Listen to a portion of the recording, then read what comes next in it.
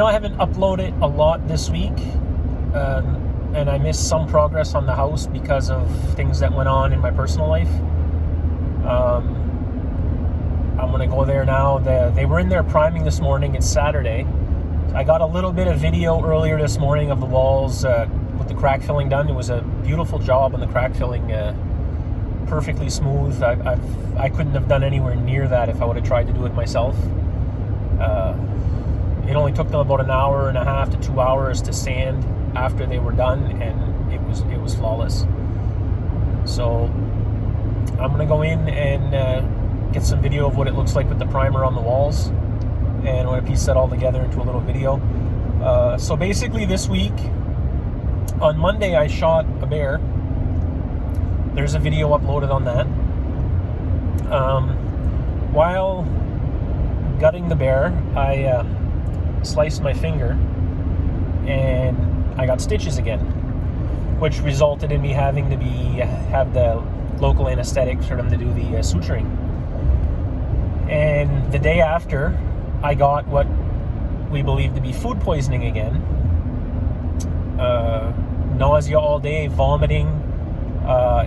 The vomiting kicked in right before my daughter's prom, and unfortunately I didn't get to go to her prom and have a dance with her because I puked all over my truck and puked on myself while I was driving.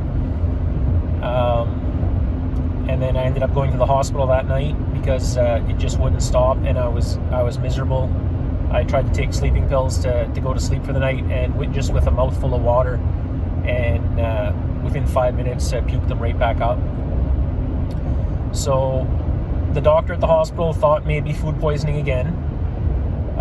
Since then, with talking with some people and a little bit of research and my paramedic knowledge of some symptoms, I now believe that it might be a sensitivity to lidocaine, which is one of the ingredients in the local anesthetic for suturing.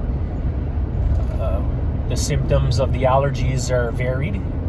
There's different types of reactions to it, and but the symptoms I have, the dizziness, the nausea, the vomiting, feeling tired, blurred vision on occasion, and seizure-like tremors, which I was having when I was trying to sleep. I would start to fall asleep and my whole body would shake just like I was having a seizure, and it would wake me right up wide awake. So those are all listed as symptoms of a lidocaine allergy. So there is an allergy test for lidocaine, so I'm going to ask my family physician to order that to confirm, because if that's the case, if that's true, if I ever need stitches again or any kind of work like that done, I don't want to have that reaction again. It's miserable. It's 2 days of vomiting and just feeling like crap. So hopefully that's all that is, and then they just use a different local anesthetic if I ever need sutures again or small surgery or anything like that. Anyway, so my daughter graduated high school.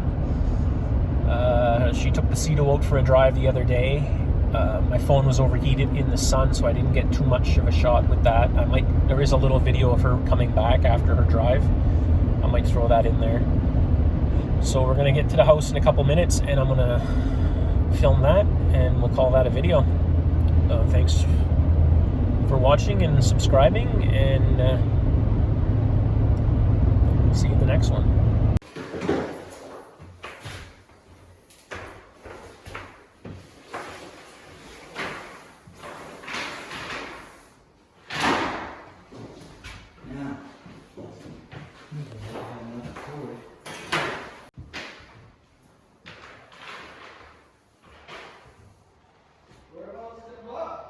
In the bathroom.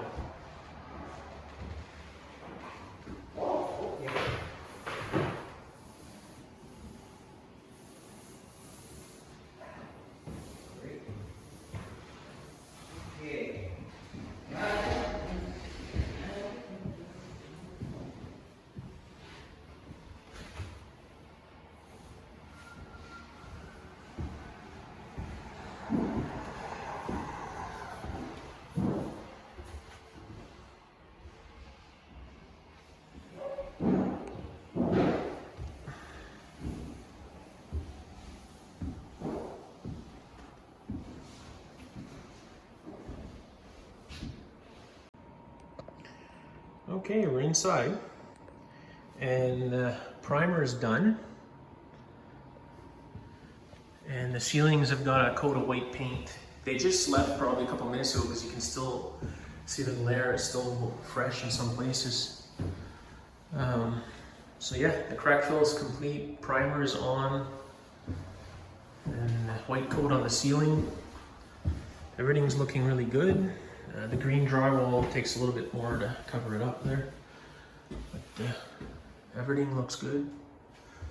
Gonna have a nice high shower spout.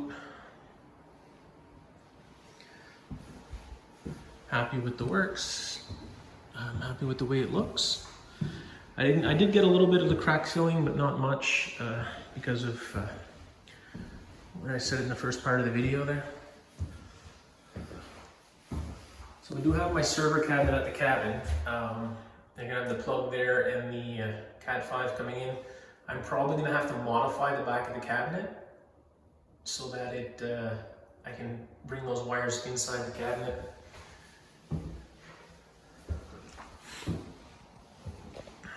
Everything looks great. I do need to cut the grass again though. That's 3 hours of my time. And the beam's still uncovered, but we're still working on a solution to that. We may end up actually having the manufacturer of the cupboards manufacture a cap for that in the same wood and stain as the cupboards, and if we can't do that, we're going to put pine on it and get the same stain that will match the cupboards and stain it. So what's coming up next? We're looking at this coming week is going to be paint colors on all the rooms and flooring, and then probably the week after will be cabinet install and finish electric and finish plumbing. You might have noticed there's a hole in the wall here that wasn't there before. And there's a reason for that. And that reason is right here is a mounting bracket for an Amazon Echo Show 5. And that's like an Echo Dot, Amazon Smart Assistant. It's a wall mount kit, so we'll be able to put it right in the wall, and then that'll control a lot of the stuff, lights and such, around the house. And I have a visitor here, just showed up. I don't know who that is. We're gonna see in a second. Anyway, so that's what's going on. I'll show you more in a bit. Okay, was a delivery driver. I got an Amazon package. And he's the one who's been leaving the packages in front of the garage for everyone to see. He was putting them like right there in front of the garage door. Anyway, I told him to stop doing that and to put them on the porch. At least the railing will cover a little bit, so it's harder for people to tell there's a package waiting. And he said okay. He didn't give me a hard time about it, which I'm happy, because I've been quite annoyed by that actually. So coming down here, the wall is complete, so that the rec room that was here is now kind of back. I'm not putting the ceiling tile back up, and I'm not going to finish this wall as of yet, because there's other things I'd like to do with the money from it, like nicer finishes upstairs with lights, fixtures and such. But they did drywall down here, and the framing for the door is back in place. So we're still gonna have our deep freeze right here where it used to be, down in the basement. There's still a tangled mess here at the electrical. The plumbers did manage to bend the water entrance up straight, so it's not like 45 across the floor anymore. And this is just the old piece that's still here because the ground wire is still attached, and that's going to get switched over to the new entry. This all has to be put into the panel by the electrician.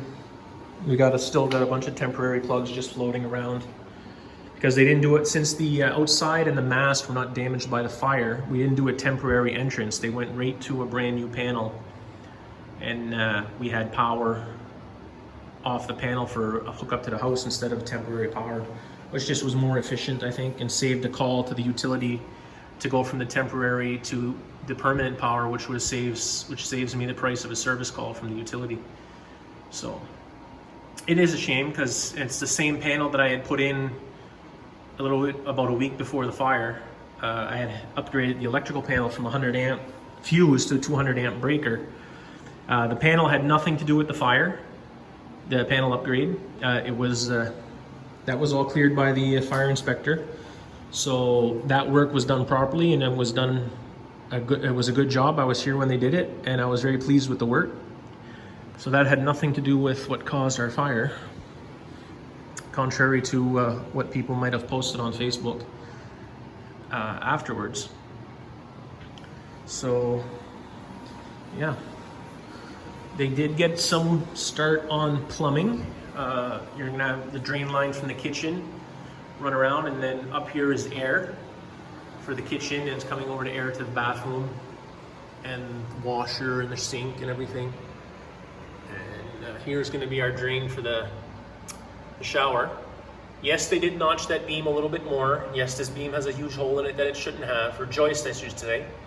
But this joist was sistered with a brand new joist on this side to make up for the loss of structure because of that 5-inch hole that was drilled in the original joist.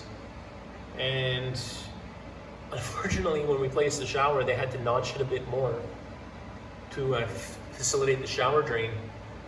But like I said, it's sistered with a brand new joist, so it shouldn't matter at all. And this wall's well in, and our hot water tank's going to be right in here under the stairs. The hot water tank's right over there. It was delivered by the utility a little while back. And the sump pump is still here. It's too dark, but it still fills with water a bit and still has to be drained from time to time. The floor for the most part is dry. There's still a few damp spots that pop up from now and then. Like you can see the color changes, where parts of the floor are a little more damp than other parts. And here you see I've got the dehumidifier running, and I do have a hose going that feeds right into the sump, so I never have to drain it. And it's down to 60. It's been running for almost 2 weeks now, and this is the lowest I've seen it. And we got a filter light. The filter needs to be cleaned, but I have no way to clean that right now because I don't have a sink or anything. There is still a smoke smell down here. I believe it's coming from the chimney, the remains of the chimney. So we're going to this week or next week try and hammer that out, the last of the brick, and get rid of it. And there is still some sealing that needs to be done down here. It wasn't finished properly. There's still that along the sill there that hasn't been painted. And then you got all the holes up here on top of the sill plate that have to be painted with a sealer. And I think these poles that are staying should be painted as well, because you can still see the water stains from the water line. And I imagine they still would have some smoke smell to them once everything's said and done. So, yeah. That's what we got here. The attic hasn't had any change to it. They're still waiting for the the electrician to do the pot lights for the kitchen and the living room. And then once that's all taken care of, the insulation will be finished in the attic. And I told the builder that the way it warms up there on a nice day, that I'm in no hurry, so he doesn't need to send his guys here on the last day of the job, so I can move in to lay down some of that insulation in the attic. You know, if it's 30 degrees outside, I said, even if I'm already moved in, if you wait for a cool day or a rainy day, or even if it waits to the fall, that so his guys don't die of heat working up there. So that's where I'm at now. That's how we look. I'm still gonna put the shelving here, and that's all done. And we still gotta build a doorway for here, so we can close that off in the winter. So yeah, patio still needs to move. Everything's in for the garage door. We have the beam and we have the door. So probably next Saturday, we're gonna cut out that center post and take these two doors out and reframe for the 16-foot wide by 8-foot or 7-foot tall door. I believe it's 7 feet tall. It might be 8 feet tall. Anyway, that's where we're at. So, I hope everybody's enjoying watching these videos and following along with the progress. Please let your friends know, subscribe. I'd like to make 10 subscribers by the end of June. That's my goal. It's a small goal, but that's my goal. And hope you're enjoying. Have a great day and catch you in the next video.